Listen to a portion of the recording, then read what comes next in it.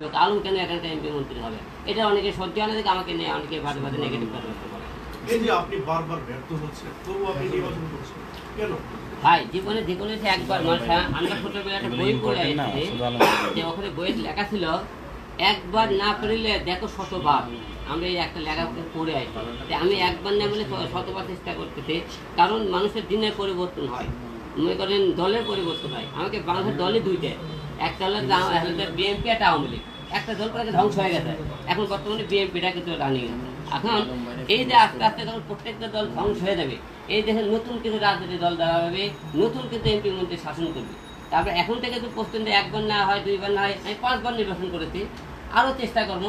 একদিন এলাকার লোকজন বোঝে।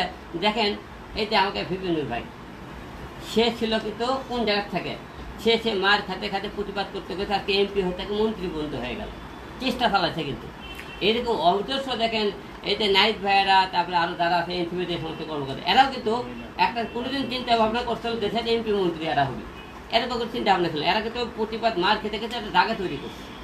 আমাকে দুর্মুখে এরকম ধরেন বিএনপি থেকে কি এনসিপি আমার থেকে ডাইরেক্ট দুর্মুখে একটা মনোনয়ন করতে একটা দাঁড় করে দেয়। দেখেন সাদা অবশ্যই করবো। দেখেন আমাকে অনেক এমপির বাসা বগুড়ায়, ঢাকা শহরে, তারা কেউ ঠাকুরগাঁও নির্বাচন করতেছে, কেউ পঞ্চগড়ে করতেছে, কেউ বরিশাল নির্বাচন করতেছে। কার জন্য পাস করছে? দলের লোগো ছিল দেখে তারা কিন্তু এলাকায় পাস করছে। তারা কিন্তু এলাকার জীবনে কোনো প্রতিনিধি ছিল না। তো এইরকম প্রত্যেকটা লোকেরই একটা টার্নিং পয়েন্ট থাকে।